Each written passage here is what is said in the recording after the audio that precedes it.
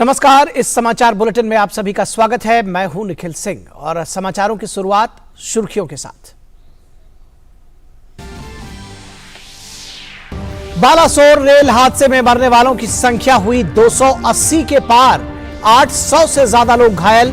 प्रधानमंत्री नरेंद्र मोदी ने घटनास्थल पर पहुंचकर लिया हालात का जायजा, घायलों से मिलकर जाना हालचाल, समुचित इलाज का दिया निर्देश।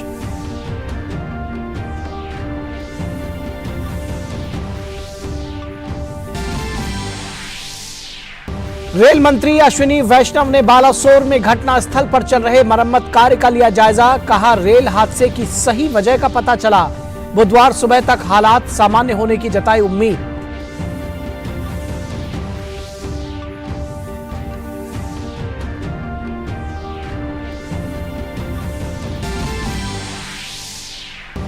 राष्ट्रपति द्रौपदी मुर्मू सूरीनाम की अपनी पहली राजकीय यात्रा पर रवाना।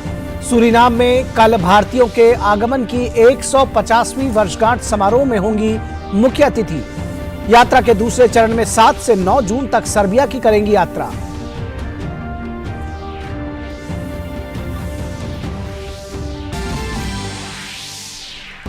केंद्रीय गृह मंत्री अमित शाह आज केरल का करेंगे दौरा। कोच्चि स्थित अमृता अस्पताल के रजत जयंती समारोह में होंगे शामिल।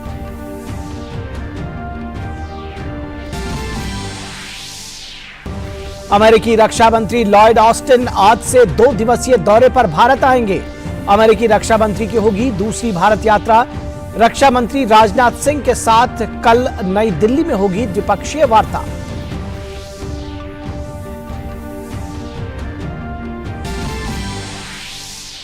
हैदराबाद में G20 हेल्थ वर्किंग ग्रुप की तीसरी बैठक शुरू। भारत के स्वास्थ्य क्षेत्र की उपलब्धियों पर आधारित एक प्रदर्शनी का होगा उद्घाटन। दवा क्षेत्र में सहयोग को मजबूत करने जैसे विषयों पर होगी चर्चा।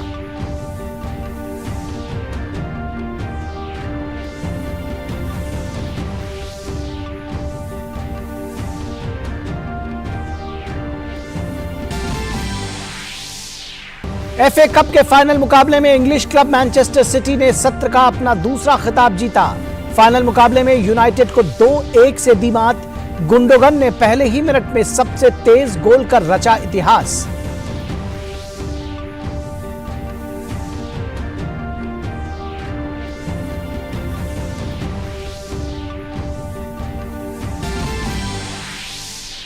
और उत्तर प्रदेश में आयोजित खेलो इंडिया यूनिवर्सिटी गेम्स 2022 का हुआ समापन। बालासोर रेल हादसे में मृतकों के प्रति संवेदना के साथ ही समापन समारोह रखा गया बेहद साधारण।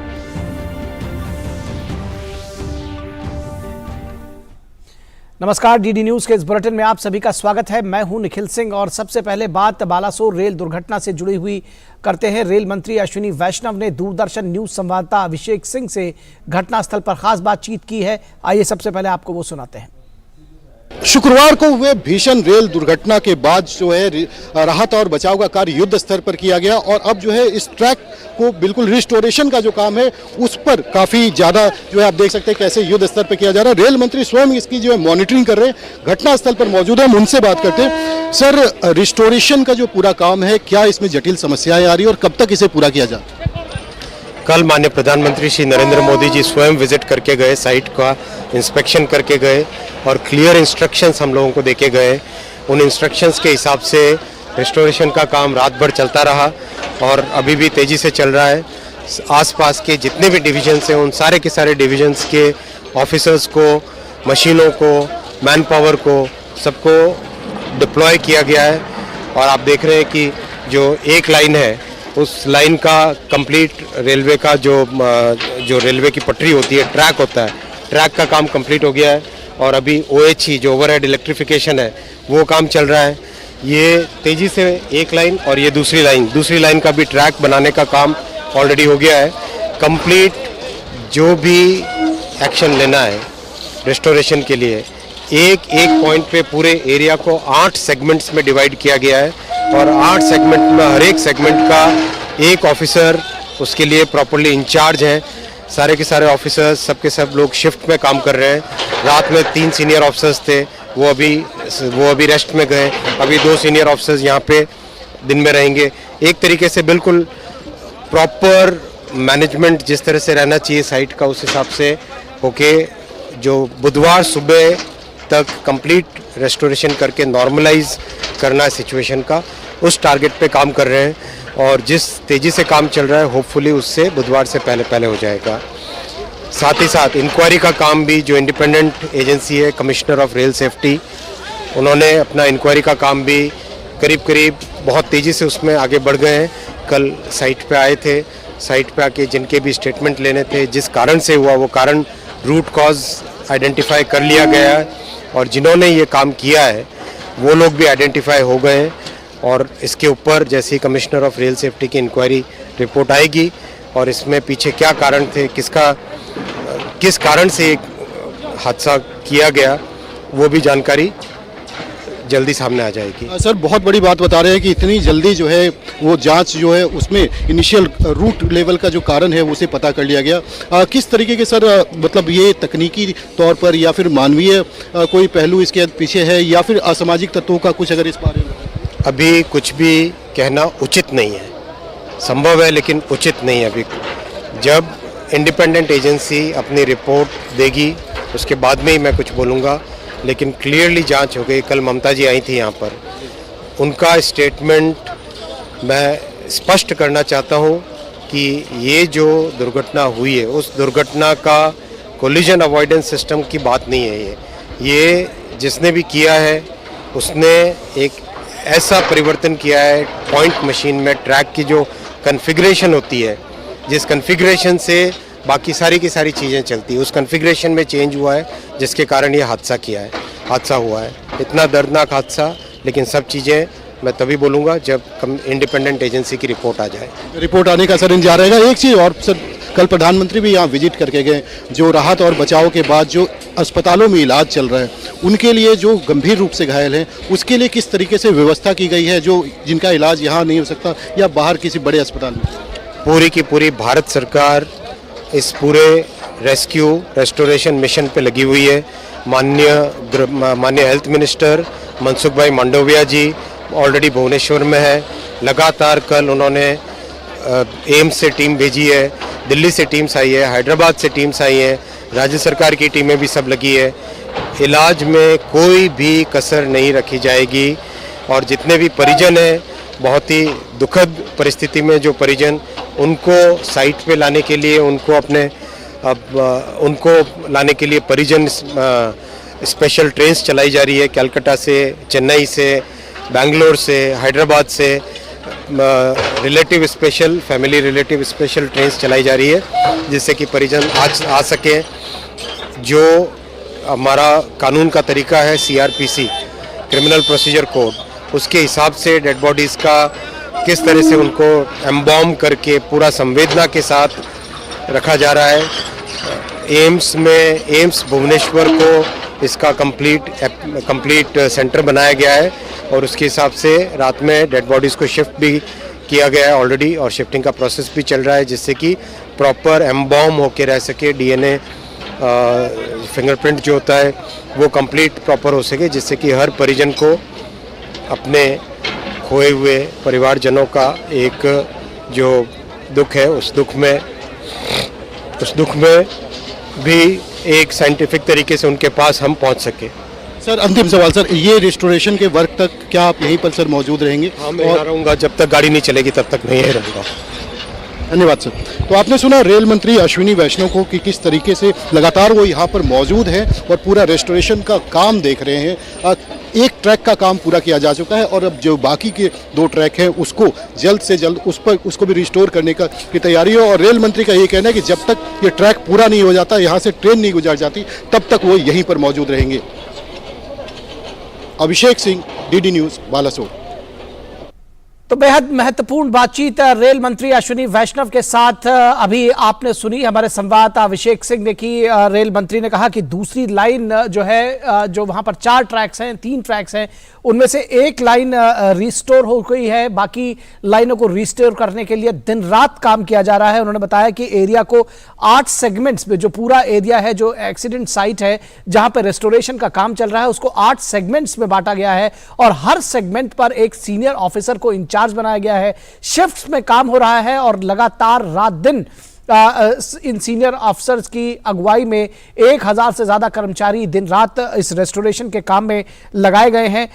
बुधवार सुबह तक रेस्टोरेशन हो जाएगा और ट्रेन दौड़ जाएगी। इस बात के लिए का चैलेंज खुद को रखा है और ये कहा गया है कि जिस गति से काम हो रहा है, रेल मंत्री ने उम्मीद जताई कि बुधवार से पहले सुबह से पहले वहां पर रेस्टोरेशन का काम पूरा हो जाएगा।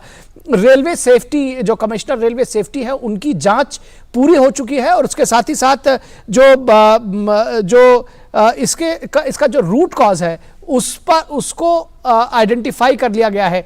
तो हालात पर लगातार नजर बनाए हुए हैं रेल मंत्री। उन्होंने कहा कि जब तक यहां से रेलगाड़ी ठीक नहीं चल नहीं जाती है तब तक वो यहीं बने रहेंगे। रेल मंत्री ने कहा कि आज ही इस पूरे ट्रैक्स को ठीक कर लिया जाएगा। रेल मंत्री घटनास्थल पर मौजूद हैं। उन्होंने जो जांच है उसको लेकर के भी तमाम संकेत दिए। उन्होंने साफ तौर पर संकेतों में कहा कि रेल ट्रैक चेंज में कॉन्फ़िगरेशन को चेंज किए जाने का संकेत मिला है। यह बेहद महत्वपूर्ण बातचीत है। एक बार आइए आपको फिर से सुनाते हैं। हमारे संवाददाता अभिषेक सिंह ने रेल मंत्री अश्विनी वैष्णव से क्या बातचीत की, एक बार फिर से आपको सुनाते हैं। बेहद महत्वपूर्ण बातचीत।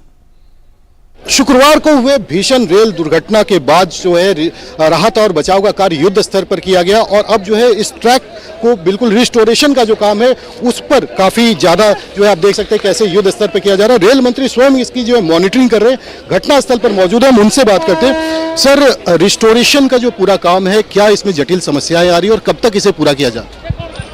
कल माननीय प्रधानमंत्री श्री नरेंद्र मोदी जी स्वयं विजिट करके गए, साइट का इंस्पेक्शन करके गए और क्लियर इंस्ट्रक्शंस हम लोगों को देके गए। उन इंस्ट्रक्शंस के हिसाब से रेस्टोरेशन का काम रात भर चलता रहा और अभी भी तेज़ी से चल रहा है। आसपास के जितने भी डिविजन्स हैं उन सारे के सारे डिविजन्स के ऑफिसर्स को, मशीनों को, मैन पावर को, सबको डिप्लॉय किया गया है। और आप देख रहे हैं कि जो एक लाइन है उस लाइन का कंप्लीट रेलवे का जो रेलवे की पटरी होती है, ट्रैक होता है, ट्रैक का काम कंप्लीट हो गया है और अभी OHE जो ओवरहेड इलेक्ट्रिफिकेशन है वो काम चल रहा है। ये तेज़ी से एक लाइन और ये दूसरी लाइन का भी ट्रैक बनाने का काम ऑलरेडी हो गया है कंप्लीट। जो भी एक्शन लेना है रेस्टोरेशन के लिए, एक पॉइंट पे पूरे एरिया को 8 सेगमेंट्स में डिवाइड किया गया है और 8 सेगमेंट में हर एक सेगमेंट का एक ऑफिसर उसके लिए प्रॉपर्ली इंचार्ज हैं। सारे के सारे ऑफिसर्स सबके सब लोग शिफ्ट में काम कर रहे हैं। रात में 3 सीनियर ऑफिसर्स थे, वो अभी रेस्ट में गए। अभी 2 सीनियर ऑफिसर्स यहाँ पे दिन में रहेंगे। एक तरीके से बिल्कुल प्रॉपर मैनेजमेंट जिस तरह से रहना चाहिए साइट का, उस हिसाब से होके जो बुधवार सुबह तक कंप्लीट रेस्टोरेशन करके नॉर्मलाइज करना है सिचुएशन का, उस टारगेट पे काम कर रहे हैं। और जिस तेज़ी से काम चल रहा है होपफुली उससे बुधवार से पहले हो जाएगा। साथ ही साथ इंक्वायरी का काम भी, जो इंडिपेंडेंट एजेंसी है कमिश्नर ऑफ रेल सेफ्टी, उन्होंने अपना इंक्वायरी का काम भी करीब बहुत तेज़ी से उसमें आगे बढ़ गए हैं। कल साइट पे आए थे, साइट पे आके जिनके भी स्टेटमेंट लेने थे, जिस कारण से हुआ वो कारण, रूट कॉज आइडेंटिफाई कर लिया गया है और जिन्होंने ये काम किया है वो लोग भी आइडेंटिफाई हो गए हैं। और इसके ऊपर जैसे ही कमिश्नर ऑफ रेल सेफ्टी की इंक्वायरी रिपोर्ट आएगी और इसमें पीछे क्या कारण थे, किस कारण से एक हादसा किया गया, वो भी जानकारी जल्दी सामने आ जाएगी। सर, बहुत बड़ी बात बता रहे हैं कि इतनी जल्दी जो है वो जांच जो है उसमें इनिशियल रूट लेवल का जो कारण है उसे पता कर लिया गया। किस तरीके के सर मतलब ये तकनीकी तौर पर या फिर मानवीय कोई पहलू इसके पीछे है या फिर असामाजिक तत्वों का कुछ अगर इस बारे में? अभी कुछ भी कहना उचित नहीं है, संभव है लेकिन उचित नहीं है। अभी जब इंडिपेंडेंट एजेंसी अपनी रिपोर्ट देगी उसके बाद में ही मैं कुछ बोलूँगा, लेकिन क्लियरली जांच हो गई। कल ममता जी आई थी यहाँ पर, उनका स्टेटमेंट मैं स्पष्ट करना चाहता हूँ कि ये जो दुर्घटना हुई है उस दुर्घटना का कोलिजन अवॉइडेंस सिस्टम की बात नहीं है। ये जिसने भी किया है उसने एक ऐसा परिवर्तन किया है पॉइंट मशीन में, ट्रैक की जो कन्फिग्रेशन होती है, जिस कन्फिग्रेशन से बाकी सारी की सारी चीज़ें चलती है, उस कन्फिग्रेशन में चेंज हुआ है जिसके कारण ये हादसा हुआ है। इतना दर्दनाक हादसा, लेकिन सब चीज़ें मैं तभी बोलूँगा जब इंडिपेंडेंट एजेंसी की रिपोर्ट आ जाए। रिपोर्ट आने का सर इंतजार रहेगा। एक चीज़ और सर, कल प्रधानमंत्री भी यहाँ विजिट करके गए, जो राहत और बचाव के बाद जो अस्पतालों में इलाज चल रहा है उनके लिए जो गंभीर रूप से घायल हैं उसके लिए किस तरीके से व्यवस्था की गई है, जो जिनका इलाज यहाँ नहीं हो सकता या बाहर किसी बड़े अस्पताल में? पूरी की पूरी भारत सरकार इस पूरे रेस्टोरेशन मिशन पे लगी हुई है। माननीय हेल्थ मिनिस्टर मनसुख भाई मांडविया जी ऑलरेडी भुवनेश्वर में है। लगातार कल उन्होंने एम्स से टीम भेजी है, दिल्ली से टीम्स आई है, हैदराबाद से टीम्स आई हैं, राज्य सरकार की टीमें भी सब लगी है। इलाज में कोई भी कसर नहीं रखी जाएगी और जितने भी परिजन हैं, बहुत ही दुखद परिस्थिति में जो परिजन, उनको साइट पे लाने के लिए उनको लाने के लिए परिजन स्पेशल ट्रेन्स चलाई जा रही है। कलकत्ता से, चेन्नई से, बेंगलोर से, हैदराबाद से फैमिली रिलेटिव स्पेशल ट्रेन्स चलाई जा रही है जिससे कि परिजन आज आ सकें। जो हमारा कानून का तरीका है CRPC क्रिमिनल प्रोसीजर कोड, उसके हिसाब से डेड बॉडीज़ का किस तरह से उनको एम्बॉम करके पूरा संवेदना के साथ रखा जा रहा है। एम्स भुवनेश्वर को इसका कंप्लीट सेंटर बनाया गया है और उसके हिसाब से रात में डेड बॉडीज़ को शिफ्ट भी किया गया है ऑलरेडी और शिफ्टिंग का प्रोसेस भी चल रहा है जिससे कि प्रॉपर एम्बॉम होके रह सके। DNA फिंगरप्रिंट जो होता है वो कंप्लीट प्रॉपर हो सके जिससे कि हर परिजन को अपने खोए हुए परिवारजनों का एक जो दुख है उस दुख में भी एक साइंटिफिक तरीके से उनके पास हम पहुंच सके। सर अंतिम सवाल सर, ये रेस्टोरेशन के वर्क तक क्या आप यहीं पर सर मौजूद रहेंगे? हाँ, मैं यहाँ रहूँगा, जब तक गाड़ी नहीं चलेगी तब तक मैं यहीं रहूँगा। धन्यवाद सर।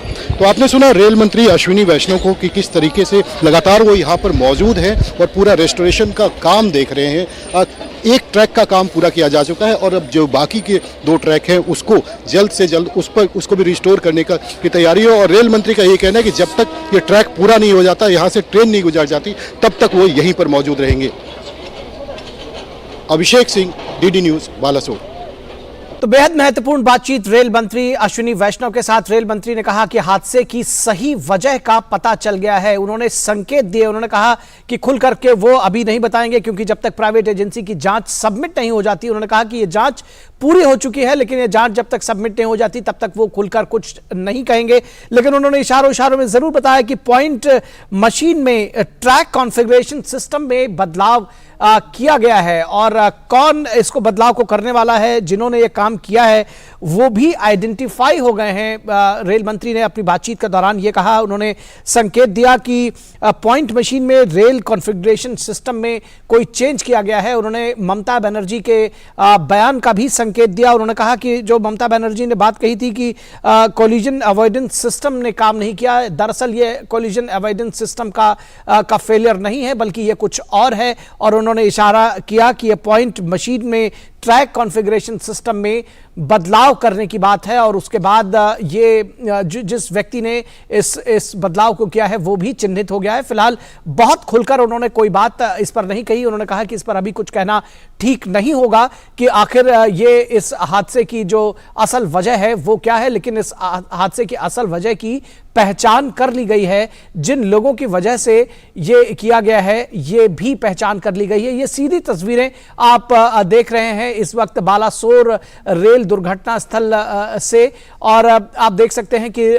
रेल मंत्री अश्विनी वैष्णव और शिक्षा मंत्री धर्मेंद्र प्रधान इस वक्त दोनों लोग वहां पर मौजूद हैं। अभी जो बातचीत की रेल मंत्री अश्विनी वैष्णव ने हमारे संवाददाता अभिषेक सिंह से, उन्होंने कहा कि जब तक गाड़ी यहां से चल नहीं जाती तब तक वो यहीं पर कैंप किए हुए हैं और तब तक मैं यहां से नहीं जाऊंगा, ये उनका कहना था। भावुक भी दिखे जब रेल हादसे में मृतकों की बात हुई, घायलों की बात हुई, लेकिन उन्होंने साफ तौर पर कहा कि बुधवार सुबह तक इस पूरे रेस्टोरेशन के काम को पूरा कर लेने का चैलेंज रखा गया है, एक चुनौती रखी गई है और उन्होंने उम्मीद जताई है कि जिस तरह से, जिस तेज गति से काम हो रहा है, मंगलवार की सुबह से पहले ही यहां से ये पूरा सिस्टम को रेस्टोर कर लिया जाएगा।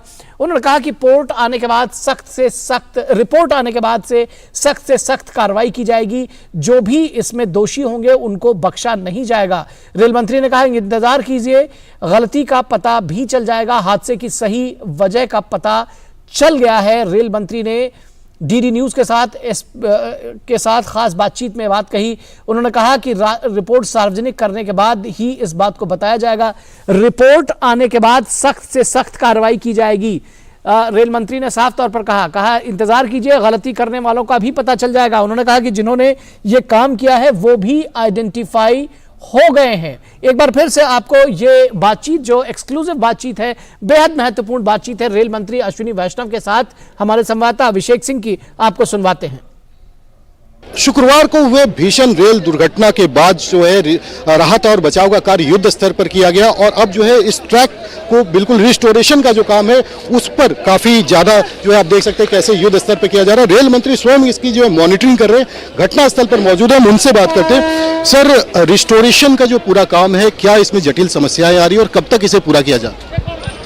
कल माननीय प्रधानमंत्री श्री नरेंद्र मोदी जी स्वयं विजिट करके गए, साइट का इंस्पेक्शन करके गए और क्लियर इंस्ट्रक्शंस हम लोगों को देके गए। उन इंस्ट्रक्शंस के हिसाब से रिस्टोरेशन का काम रात भर चलता रहा और अभी भी तेज़ी से चल रहा है। आसपास के जितने भी डिविजन्स हैं उन सारे के सारे डिविजन्स के ऑफिसर्स को, मशीनों को, मैन पावर को, सबको डिप्लॉय किया गया है।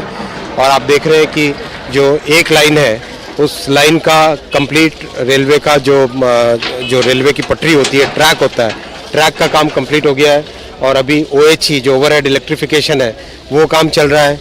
ये तेज़ी से एक लाइन और ये दूसरी लाइन का भी ट्रैक बनाने का काम ऑलरेडी हो गया है। कंप्लीट जो भी एक्शन लेना है रिस्टोरेशन के लिए, एक पॉइंट पे पूरे एरिया को 8 सेगमेंट्स में डिवाइड किया गया है और 8 सेगमेंट में हर एक सेगमेंट का एक ऑफिसर उसके लिए प्रॉपर्ली इंचार्ज है। सारे के सारे ऑफिसर्स सबके सब लोग शिफ्ट में काम कर रहे हैं। रात में 3 सीनियर ऑफिसर्स थे, वो अभी रेस्ट में गए। अभी 2 सीनियर ऑफिसर्स यहाँ पे दिन में रहेंगे। एक तरीके से बिल्कुल प्रॉपर मैनेजमेंट जिस तरह से रहना चाहिए साइट का, उस हिसाब से होके जो बुधवार सुबह तक कंप्लीट रेस्टोरेशन करके नॉर्मलाइज करना है सिचुएशन का, उस टारगेट पे काम कर रहे हैं। और जिस तेज़ी से काम चल रहा है होपफुली उससे बुधवार से पहले हो जाएगा। साथ ही साथ इंक्वायरी का काम भी, जो इंडिपेंडेंट एजेंसी है कमिश्नर ऑफ रेल सेफ्टी, उन्होंने अपना इंक्वायरी का काम भी करीब बहुत तेज़ी से उसमें आगे बढ़ गए हैं।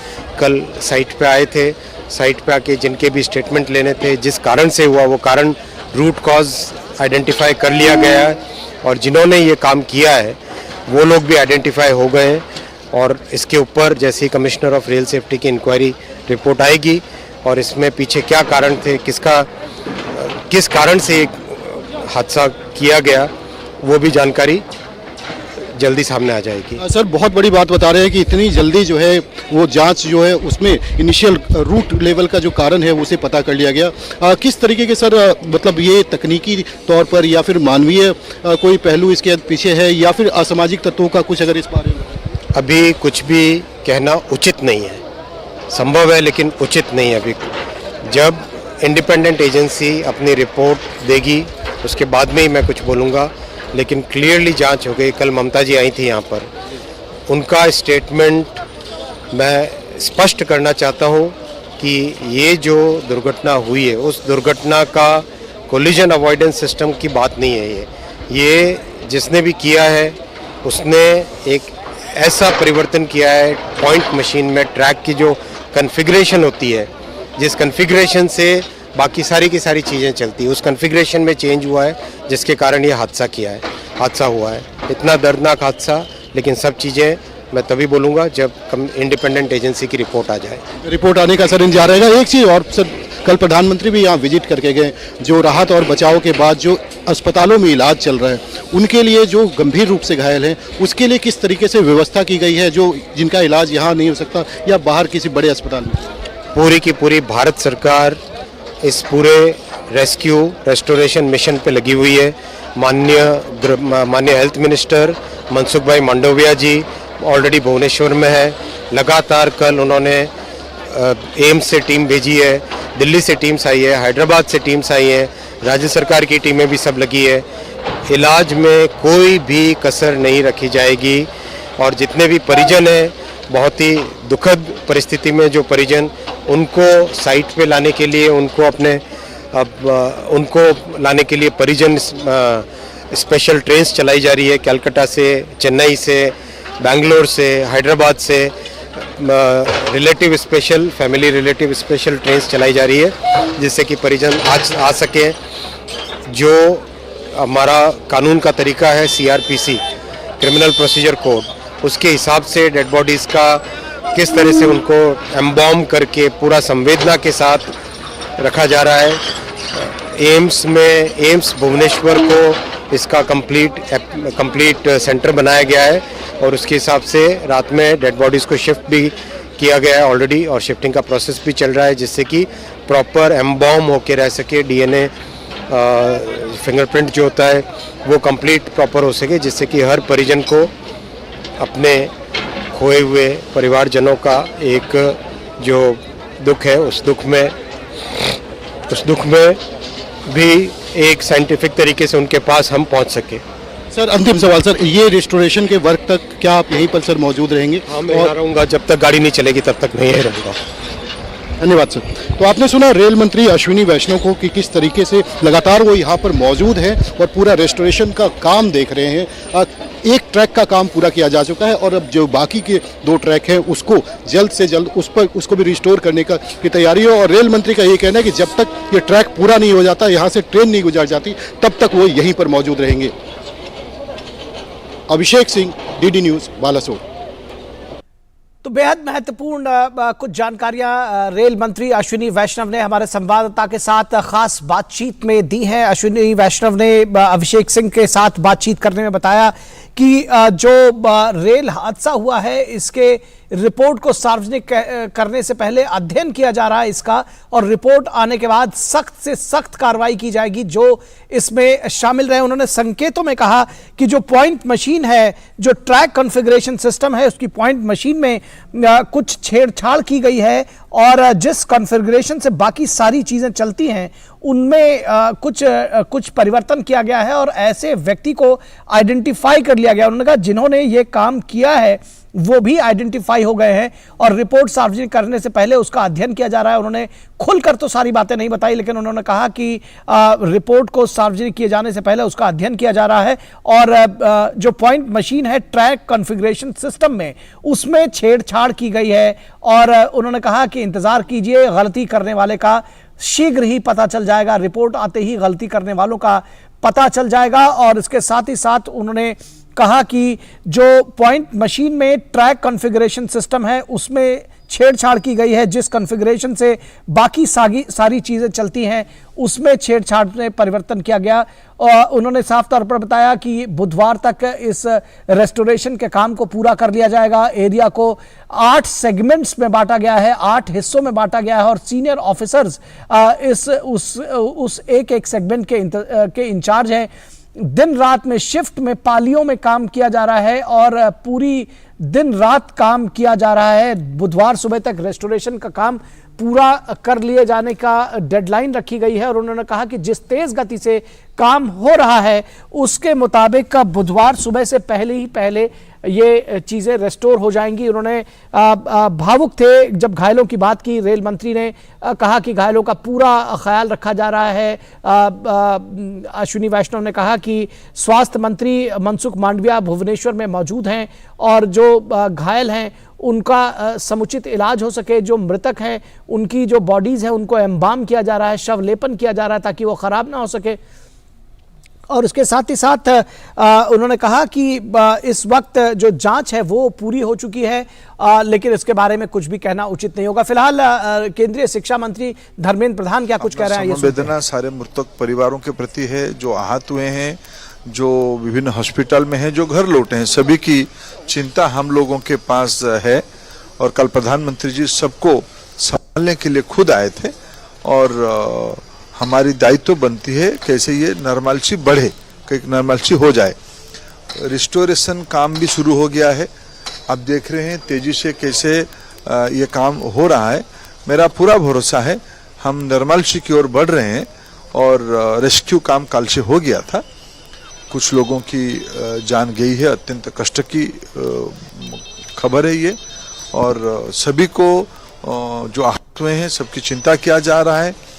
फ्री ट्रेन चलाया गया है, लॉजिस्टिक की व्यवस्था किया जा रहा है, घर तक कैसे वो जल्दी ही पहुंचे उसकी रेलवे की ओर से सब चिंता किया जा रहा है। शायद जो यहाँ का जो, क्योंकि उसके एक डेथ, तो जो रेलवे के रेल मंत्री हैं अश्विनी वैष्णव और केंद्रीय शिक्षा मंत्री हैं धर्मेंद्र प्रधान, वो भी वहां मौजूद हैं। उसके साथ ही साथ मौजूद हैं भुवनेश्वर में केंद्रीय स्वास्थ्य मंत्री। फिलहाल धर्मेंद्र प्रधान को दोबारा सुनते हैं। शायद कुछ लोग क्रिटिकल कंडीशन में मेडिकल में भी है, भगवान उनको और जल्दी स्वस्थ कर दे।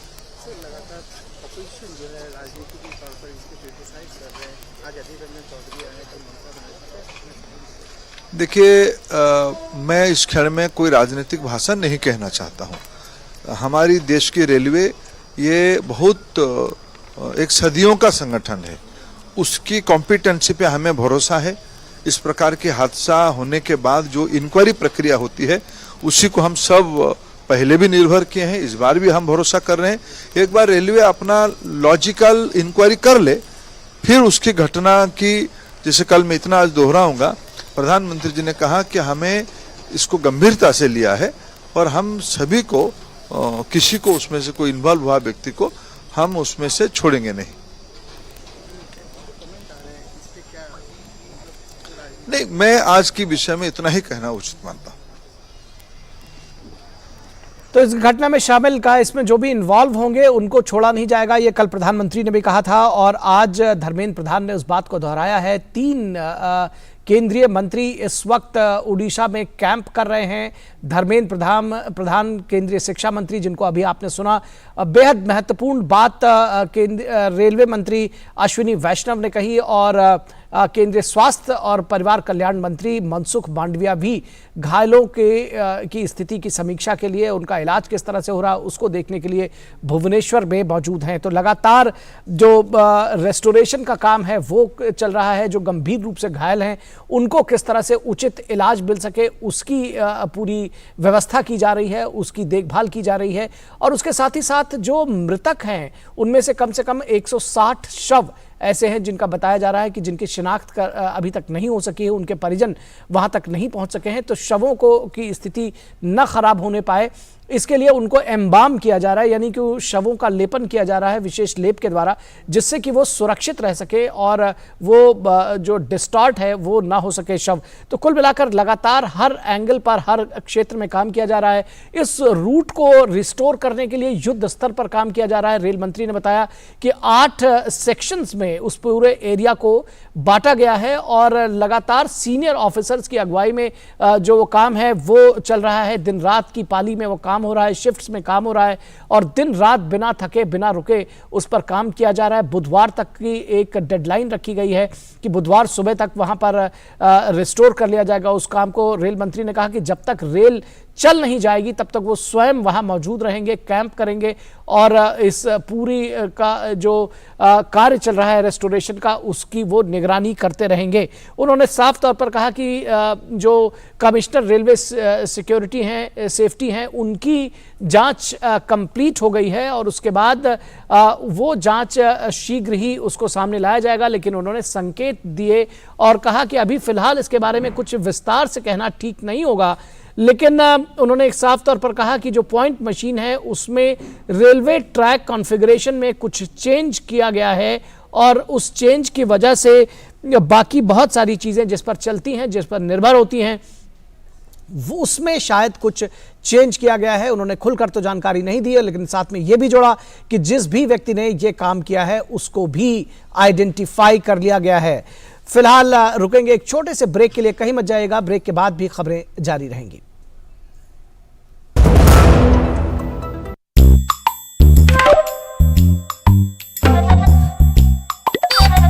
आप पूरी तरह स्वस्थ रहना चाहती हैं या कुछ कम? पूरी तरह। तो खरीदते समय पूरी बात देखिए ना, +F का निशान। +F? रोज के खाने में कई पौष्टिक तत्वों की कमी रह ही जाती है। जिसका असर हमारे शरीर, दिमाग और उसकी वजह से पढ़ाई, रोजी रोटी, तरक्की हर चीज पे पड़ता है। आपकी भी। इतना खाता हूँ तब भी कमी। संपूर्ण पोषण की। इसलिए आटा, चावल, नमक, तेल और दूध खरीदते समय प्रोडक्ट पे +F के निशान पे नजर रखिए। इनमें विटामिन और आयरन जैसे तत्व नियमित और बारीक मात्रा में डाले जाते हैं, इसलिए देखने, पकाने के तरीके और स्वाद में कोई फर्क ही नहीं। कोई फर्क ही नहीं है तो डालते ही क्यों है? सिर्फ एक चीज पे बहुत फर्क पड़ता है, सेहत पे। Better nutrition for a better life. Start using products with +F logo from today.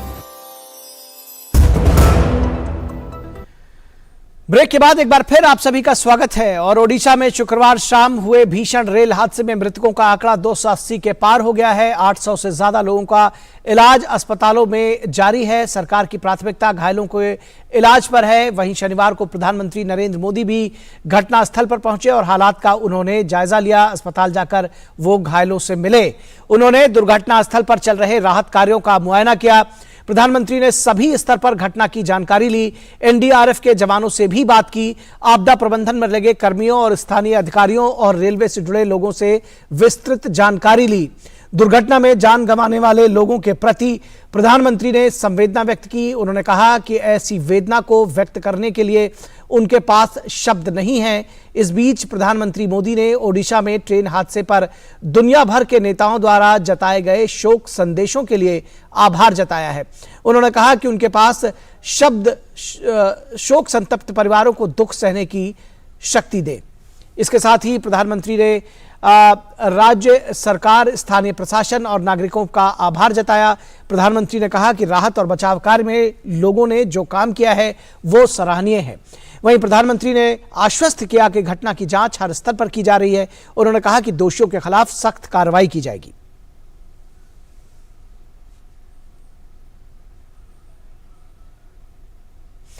और ओडिशा में रेल हादसे के बाद रेल दुर्घटना स्थल पर मरम्मत का काम युद्ध स्तर पर जारी है। इसमें 1000 से अधिक कर्मचारी दिन रात जुटे हुए हैं। वहीं अधिकारी भी बहाली के काम में लगातार निगरानी कर रहे हैं। पूरे एरिया को 8 सेक्शंस में बांटा गया है और अधिकारियों के अगुवाई में इसकी मरम्मत का काम किया जा रहा है। 7 पोकलेन मशीनों का इस्तेमाल किया जा रहा है। घटनास्थल पर 2 दुर्घटना राहत ट्रेनें भी मौजूद हैं। सुरक्षा क्रेनों को मरम्मत के काम में लगाया गया है। रेल के डॉक्टर्स घायलों का इलाज कर रहे हैं और अस्पताल के डॉक्टरों के साथ समन्वय स्थापित कर रहे हैं। एम्स के डॉक्टरों की टीम और उसके साथ साथ दूसरे डॉक्टरों की 16 सदस्यों की टीम एक दिल्ली से टीम गई है, जो कि इस वक्त भुवनेश्वर पहुंच चुकी है। वो भी इन डॉक्टरों के साथ समन्वय कर रही है।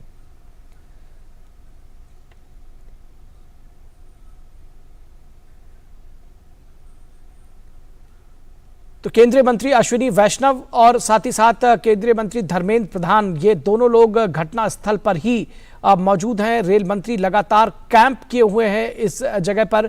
अभी उन्होंने डीडी न्यूज़ के साथ खास बातचीत की और कहा कि जब तक यहाँ पर ट्रेन चल नहीं जाएगी तब तक वो मौजूद रहेंगे, इस काम को देखते रहेंगे। और सबसे खास बात है कि उन्होंने कहा कि बुधवार सुबह तक इस लाइन को रिस्टोर कर लिया जाएगा और ट्रेन चला ली जाएगी। केंद्रीय स्वास्थ्य मंत्री मनसुख मांडविया भुवनेश्वर पहुंच गए हैं। स्वास्थ्य मंत्री ओडिशा रेल दुर्घटना में घायलों को दी जा रही सहायता की समीक्षा कर रहे हैं।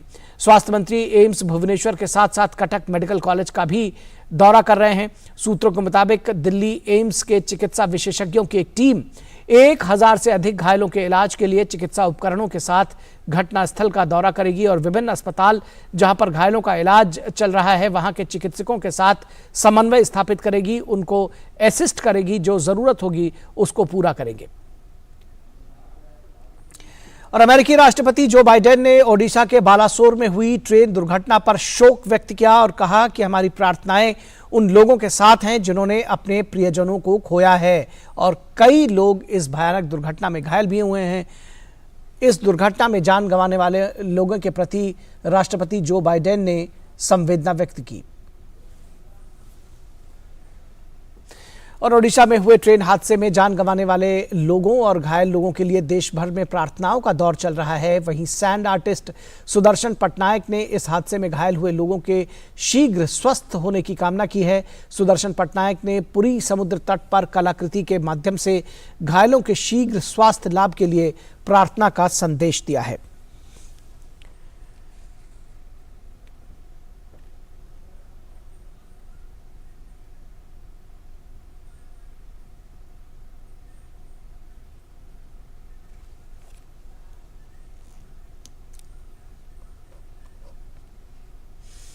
और सूचना प्रकाशन रेलवे बोर्ड दिल्ली के कार्यकारी निदेशक अमिताभ शर्मा ने भारतीय रेलवे की सुरक्षा प्रणाली कवच के बारे में बात करते हुए कहा कि एंटी कोलिजन उपकरण एक पुरानी तकनीक है, जबकि कवच उसका एक बेहद उन्नत रूप है जिसे 2014-15 के बाद स्वदेशी तौर पर विकसित किया गया है।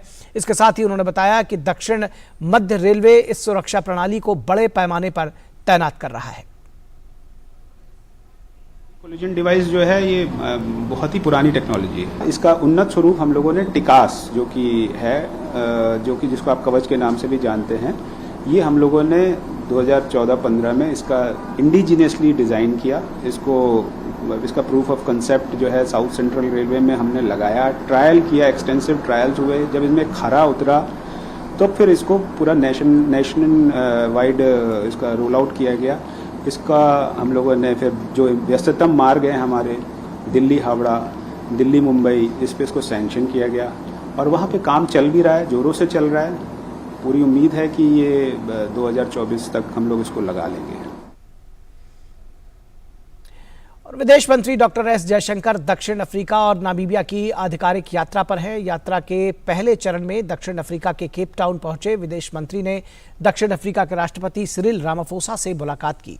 विदेश मंत्री ने दक्षिण अफ्रीका में अन्य ब्रिक्स देशों के मंत्रियों के साथ भी मुलाकात की। यात्रा के पहले चरण में डॉक्टर जयशंकर ने केप टाउन में ब्रिक्स विदेश मंत्रियों की बैठक में भाग लिया।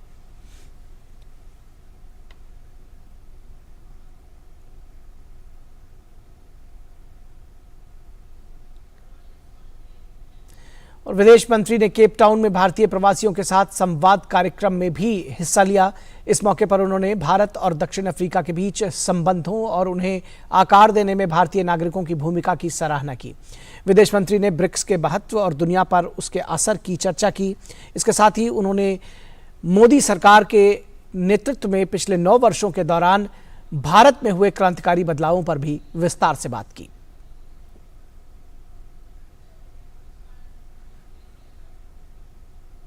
राष्ट्रपति द्रौपदी मुर्मू शनिवार देर रात सूरीनाम की अपनी पहली राजकीय यात्रा के लिए रवाना हो गई हैं। राष्ट्रपति आज से 9 तारीख तक सूरीनाम और सर्बिया की राजकीय यात्रा पर रहेंगी।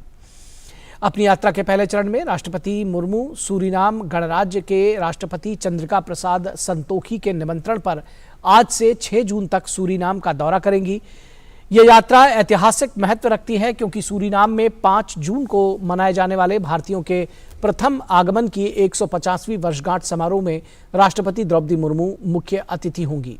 भारत और सूरीनाम के बीच मधुर और मैत्रीपूर्ण संबंध हैं और सूरीनाम में भारतीय प्रवासी दोनों देशों के बीच एक पुल के रूप में कार्य करते हैं। यह यात्रा न केवल दोनों देशों के बीच सद्भावना को दर्शाती है बल्कि वैश्विक मंच पर भारत के बढ़ते कद को भी दिखाती है। अपनी यात्रा के दूसरे चरण में राष्ट्रपति मुर्मू सर्बिया के राष्ट्रपति अलेक्जेंडर वुसिक के निमंत्रण पर 7 से 9 जून तक सर्बिया की यात्रा करेंगी। ये दोनों देशों के बीच राष्ट्राध्यक्ष स्तर की पहली राजकीय यात्रा होगी। राष्ट्रपति मुर्मू की यात्रा का फोकस दोनों देशों के व्यापारिक संबंधों को समुदायों को व्यापार के अवसरों की संभावनाओं को पता लगाने के लिए प्रोत्साहित करने पर होगा।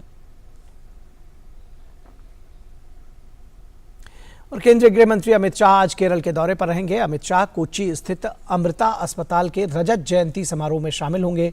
ये अस्पताल आधुनिक सुविधाओं से लैस है और माता अमृतानंदमयी देवी ने 1998 में कोच्चि में इस अस्पताल की आधारशिला रखी थी।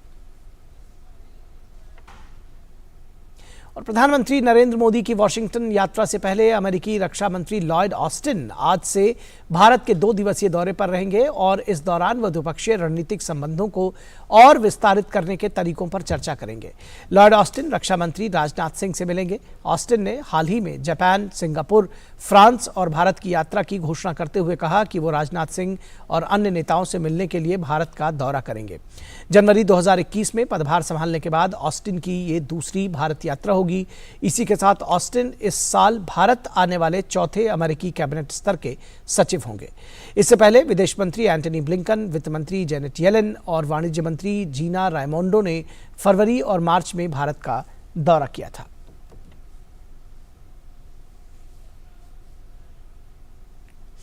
वहीं जर्मनी के रक्षा मंत्री भी कल से भारत की 4 दिवसीय यात्रा पर आएंगे। रक्षा मंत्री राजनाथ सिंह 6 जून को जर्मनी के रक्षा मंत्री के साथ द्विपक्षीय वार्ता करेंगे। बैठक में दोनों देशों के साथ रक्षा सहयोग बढ़ाने पर ध्यान केंद्रित किया जाएगा।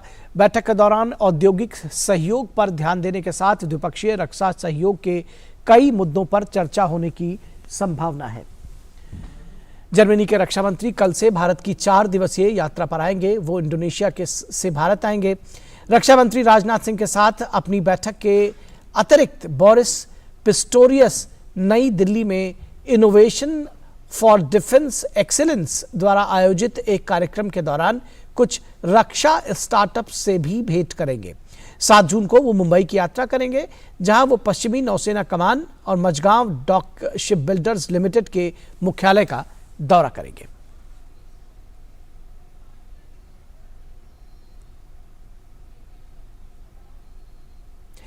लोकसभा अध्यक्ष ओम बिरला इन दिनों अपने संसदीय क्षेत्र कोटा के दौरे पर हैं। स्पीकर ओम बिरला जब देर रात ठेकड़ा क्षेत्र से एक कार्यक्रम से लौट रहे थे, उस दौरान मोटरसाइकिल पर सवार एक युवक के फिसलने से घायल हुए बोरखेड़ा निवासी, जिसका नाम शुभम राजपुरोहित है, उस पर ओम बिरला की नज़र पड़ी। ओम बिरला ने तत्काल कारवां रुकवाकर घायल शुभम को अपनी एम्बुलेंस से अस्पताल पहुंचाने की व्यवस्था की और ड्यूटी पर लगे डॉक्टरों से उनका उचित इलाज करने की ताकीद की।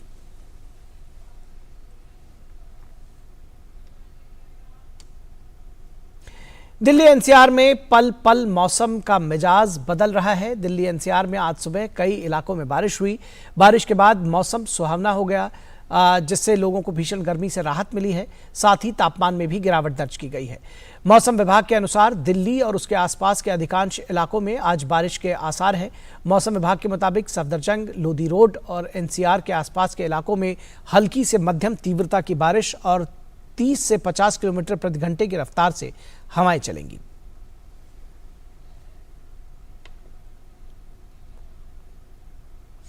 और श्रीलंका में पोसन पोया पर्व उल्लास के साथ मनाया जा रहा है। पोसन पोया पर्व जून महीने में पड़ने वाली पूर्णिमा के दौरान मनाया जाता है। माना जा रहा है कि 2000 वर्ष पहले इसी दिन श्रीलंका में बौद्ध धर्म की शुरुआत हुई थी। इस अवसर पर श्रीलंका में भारतीय उच्चायोग ने कोलंबो से 20 किलोमीटर दूर होमागामा में भारतीय बौद्ध विरासत पर एक प्रदर्शनी का आयोजन किया।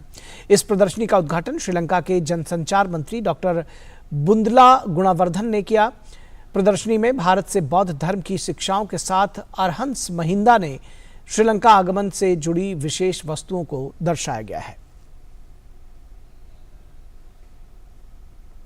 और इंग्लिश क्लब मैनचेस्टर सिटी ने FA कप के फाइनल मुकाबले में मैनचेस्टर यूनाइटेड को हराकर इस सत्र का अपना दूसरा खिताब जीत लिया है। शनिवार को खेले गए फाइनल मुकाबले में मैन सिटी ने यूनाइटेड को 2-1 से मात दी। सिटी की ओर से इनकॉय गुंडोगन ने दोनों गोल किए, जबकि मैनचेस्टर यूनाइटेड की ओर से ब्रूनो फर्नांडिस ने पेनल्टी के जरिए गोल किया। गुंडोगन ने पहले ही मिनट में गोल कर इतिहास रच दिया। दरअसल ये FA कप फाइनल के इतिहास का सबसे तेज गोल रहा। और खेलो इंडिया यूनिवर्सिटी गेम्स के तीसरे संस्करण का समापन वाराणसी के IIT बनारस हिंदू विश्वविद्यालय K techno stadium pavilion ground में हुआ। बालासोर रेल हादसे में मृतकों के प्रति संवेदना व्यक्त करने के साथ ही समापन समारोह बेहद साधारण रखा गया। समापन समारोह में उत्तर प्रदेश के मुख्यमंत्री योगी आदित्यनाथ, केंद्रीय खेल मंत्री अनुराग सिंह ठाकुर और खेल राज्य मंत्री निशित प्रमाणिक ने विजेता खिलाड़ियों को पुरस्कार प्रदान कर सम्मानित किया। खेलो इंडिया यूनिवर्सिटी गेम्स के इस संस्करण में पंजाब यूनिवर्सिटी ने बाजी मारते हुए पहला स्थान हासिल किया। पंजाब विश्वविद्यालय के खिलाड़ियों ने शानदार प्रदर्शन करते हुए 26 स्वर्ण पदक, 17 रजत पदक और 26 कांस्य पदक अपने नाम किए और उसके साथ ही अभियान को पहले स्थान के साथ समाप्त किया। वहीं 24 स्वर्ण, 27 रजत और 17 कांस्य पदकों के साथ गुरु नानक देव यूनिवर्सिटी अमृतसर ने दूसरा स्थान हासिल किया, जबकि जैन यूनिवर्सिटी कर्नाटक 16 स्वर्ण, 10 रजत और 6 कांस्य पदकों के साथ तीसरे पायदान पर रही। उत्तर प्रदेश में पहली बार आयोजित हुए खेलो इंडिया यूनिवर्सिटी गेम्स के मुकाबले लखनऊ के साथ वाराणसी, ग्रेटर नोएडा और गोरखपुर में खेले गए, जबकि निशानेबाजी की स्पर्धा नई दिल्ली में संपन्न हुई। सामाजिक न्याय एवं अधिकारिता मंत्रालय के तहत देहरादून में स्थापित national institute for the empowerment of persons with visual disabilities में जल्द ही उनके साथ यहां सीबीएसई बोर्ड द्वारा लागू आर्टिफिशियल इंटेलिजेंस की भी पढ़ाई शुरू की जाएगी। वर्तमान में सामान्य विषयों के अलावा इंफॉर्मेशन टेक्नोलॉजी जैसे विषय भी दृष्टिबाधित बच्चों को पढ़ाए जा रहे हैं। इसके साथ ही दिव्यांग जन भी अब प्रधानमंत्री नरेंद्र मोदी के मन की बात से जुड़ सकेंगे। मन की बात कार्यक्रम के सभी संस्करण को ब्रेल लिपि में भी उपलब्ध कराने की तैयारी चल रही है। केंद्रीय बेल प्रेस में 99वें संस्करण को ब्रेल में तैयार किया गया है। तो यहाँ आके आपने क्या क्या सीखा, यहाँ क्या क्या सिखाते हैं आपको? जी मैंने पहले एडजस्टमेंट किया है, अब म्यूजिक में हूँ। एडजस्टमेंट क्या किया? एडजस्टमेंट में मैम हमने मोबिलिटी सीखी है, होम साइंस, कुकिंग और ब्रेल सीखी है, कंप्यूटर सीखा है। मैम मेरा सपना है सिंगिंग में, मतलब सिंगर बनने का है। तो कितना चेंज आपको लगता है? मैम यहाँ पे आके मैंने काफ़ी कुछ सीखा है। क्या क्या सीखा है? मैम मैंने जैसे कि हारमोनियम बजाना, थोड़ा बहुत सरगम लगाने सीखी है और मैम थोड़ा बहुत सॉन्ग गा लेती हूँ। यहाँ पे आके मैम मैंने मोबिलिटी भी की है, थोड़ा बहुत ब्रेल भी सीखा है। कि मैं रिसेंटली ब्लाइंड था और मेरी लाइफ में कुछ नहीं बचा था। कुछ सालों पहले जब मैं ब्लाइंड हुआ तो मेरी लाइफ में कुछ नहीं था, लेकिन यहाँ पर आने के बाद ऐसा लगा कि जो ब्लाइंड भी हैं तो वो सब कुछ कर रहे हैं यहाँ पर और मैं भी कर सकता हूँ। आप यहाँ पर क्या क्या सीखते हैं, क्या क्या सीखा? मैम यहाँ पर मैंने मोबिलिटी सीखी, जिससे मैं चलना सीखता हूँ। ओरिएंटेशन, जैसे मोबिलिटी हम चल नहीं पाते थे घर पर, लेकिन यहाँ पर शॉर्ट लाइन के थ्रू या और भी सारी एक्टिविटी होती हैं, 6 सेंस से यहाँ पर चल रहे हैं। देहरादून स्थित सामाजिक न्याय एवं अधिकारिता मंत्रालय के तहत देहरादून में स्थापित national institute for the empowerment of persons with visual disabilities के ये छात्र आज एक नए विजन के साथ दुनिया को देख ही नहीं रहे, बल्कि अपनी इच्छा शक्ति और क्षमताओं के बल पर नए मुकाम हासिल कर मिसाल बन रहे हैं। इसकी शुरुआत देश को आजादी मिलने से पहले अंग्रेजों ने उन सैनिकों की मदद के लिए की थी जो युद्ध में अपनी आंखें गंवा देते थे। आजादी के बाद भारत सरकार ने इसे एक राष्ट्रीय संस्थान के रूप में विकसित किया तथा हर तरह के दिव्यांग जनों, खासकर दृष्टि बाधित बच्चों के लिए यहाँ पर अनुसंधान व प्रशिक्षण का कार्य शुरू कराया गया।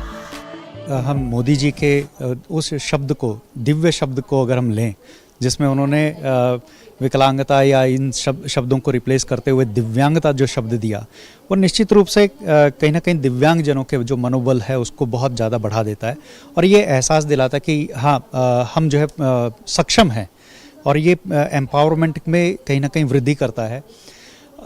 2014 के बाद से अगर हम देखें तो यहाँ पे जैसे हम लोग बहुत सारे ऐसे इनिशिएटिव ले पाए जो कि शायद पहले हम नहीं ले पाए थे।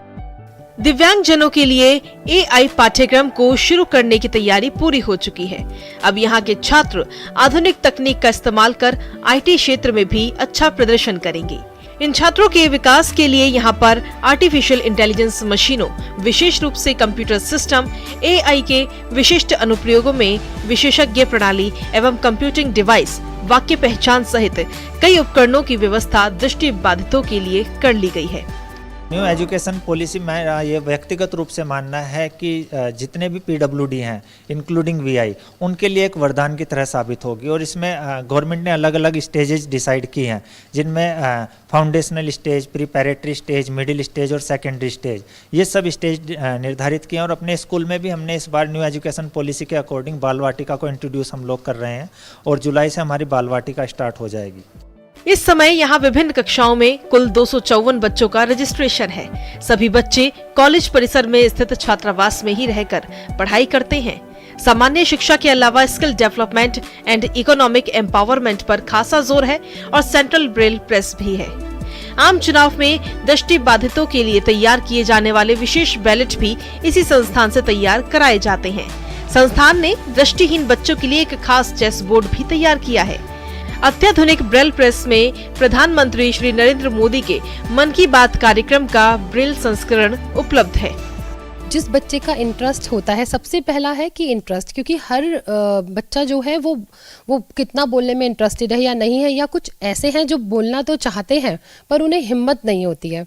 तो हमारा काम वहीं से शुरू होता है। हम पहले देखते हैं कि ये बच्चा चाह रहा है आरजे बनना, अपने आप को प्रेजेंट करना, तो हम उसे तैयार करवाते हैं। और कुछ बच्चे ऐसे होते हैं जो बहुत अच्छे वक्ता हैं और जो बहुत अच्छा बोलते हैं। तो इस सब को ध्यान में रखते हुए हम वॉइस मॉड्यूलेशन हुआ, स्क्रिप्ट राइटिंग हुआ, लाइव अगर जाना है उन्हें तो उसको लेकर क्या तैयारियां करनी चाहिए, तो इस तरह से हम बच्चों को ये कोर्स करवा रहे हैं। संस्थान में छात्रों के कौशल प्रशिक्षण पर भी खास जोर है और अब यहाँ कम्युनिटी रेडियो में छात्रों को प्रेजेंटेशन का प्लेटफॉर्म भी दिया जा रहा है। बड़ों को नमस्ते और छोटों को मेरा प्यार। स्वीकार कीजिए 91.2 NIV छेलोदून की ओर से गौरव का नमस्कार।